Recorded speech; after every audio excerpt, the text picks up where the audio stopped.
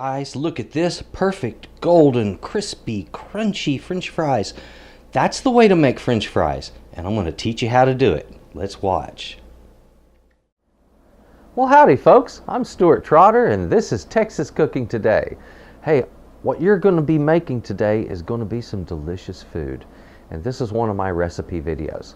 Now if you get to the end of this and you're wondering how to pull off this, that, or the other, I'll tell you what, there's another show on this very same recipe.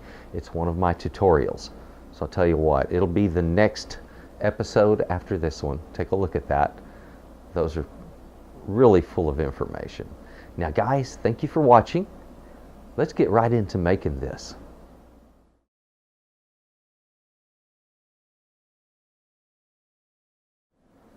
Now guys, as you've seen there, we're going to be making some wonderful French fries.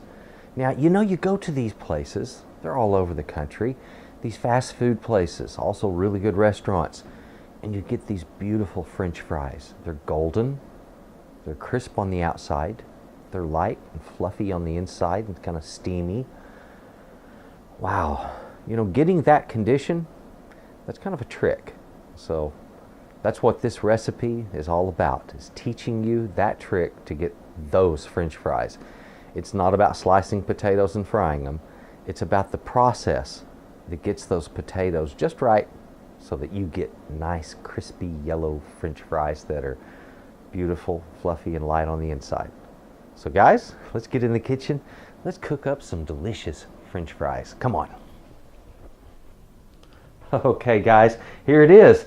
Potatoes and oil. That's what it's going to take, right? Well, kind of, within a process. Beautiful russet potatoes. Get some big ones like this. Nice long potatoes. That way you have good long French fries. Some of them are going to break anyway, but you might as well have as many long ones as absolutely possible. Now guys, we're going to turn this into shoestring potatoes. You know, those little 1/4-inch square potatoes that are long and thin and beautiful and fun to eat. And the oil I recommend, go with some peanut oil. It tastes a lot better. You're going to like it when you try it. If you've never used peanut oil for frying fries, wow, you're in for a treat, okay? So the peanut oil is delicious. We're going to use it. And you're going to need a big pot and some other pans. So I'll tell you what, let's slice those potatoes up. And we're going to get right into cooking them up here in just a minute. Now remember guys, this isn't a matter of cut and fry. This is a matter of cut and process, okay? So guys, we got to get our oil down in our pan here. There we are. That's got about 1.5 inches in it. Use a good deep pan for this. Now let's get on to cutting up those potatoes so I can fry them up. Now guys, when you're slicing up your French fries, look at this. This is a beautiful 1/4-inch square French fry. That is the perfect French fry right there. That's what you're trying to get, okay? So when you're doing it, go for that. Guys, when you get your taters all cut up like that, get some water in there and wash them multiple times until the water comes out clean, okay? They have to be thoroughly destarched. The next thing we need to do is to take our fries, place them out on a sheet. We're going to have to dry these guys, so just place them out kind of broad. Get them ready to take a towel or some paper towels and dry those off. If they are wet at all, the par frying process will not work the way it is supposed to. So make sure these are completely dry. Okay guys, our temperature is coming up on our oil, and as it does that, we're going to be able to drop our French fries down in there at 300 degrees. Now I want to drop them in there about 2 fistfuls at a time at 300 degrees for about 2 minutes. Pull them out, and then we're going to drop them right over here on these cooling racks. All that is just a simple pan rack that allows the oil to drain through and for the French fry to cool as quickly as possible. The whole idea here is we're going to par fry these, and then we're going to freeze them. And that way we get a special condition that allows us to make perfect French fries later. Okay, it looks like my temperature is just now coming up over the 300 degree mark. So what I'm going to do is, as I mentioned, we'll get a couple of fistfuls A couple of fistfuls of fries, just like that. Drop them down in there. And I'm going to par fry these, get them moved around in that oil well so they're not stuck together. And you see how the oil comes up and it bubbles high. That's the reason you use a deep pan, guys. That's why. Now, 2 minutes and no more. This is a very quick process. Guys, I have just finished doing all of that par frying, and I've put those fries in the freezer now. They're freezing. As soon as they are completely frozen, that's when at any time, immediately or in any of the following days or weeks to come, those French fries are ready to be cooked up. Okay, so that's the process right there that is required in order to get the perfect, crispy, crunchy, light, beautiful, fluffy, perfect French fry.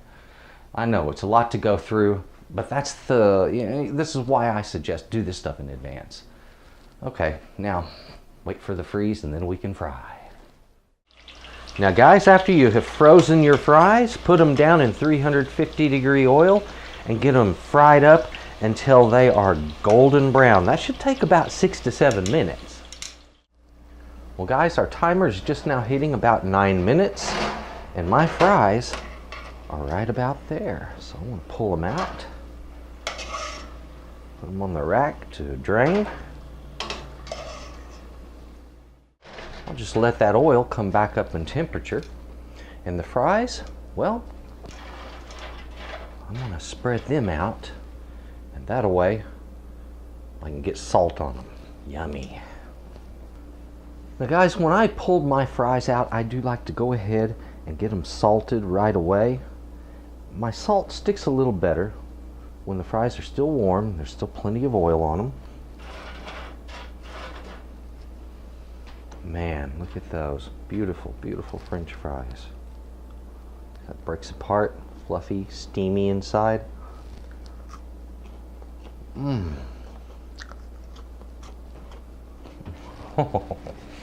Perfect. Mm. Guys, there it is. Beautiful, golden French fries. I tell you what, these are so good. Let me get one here.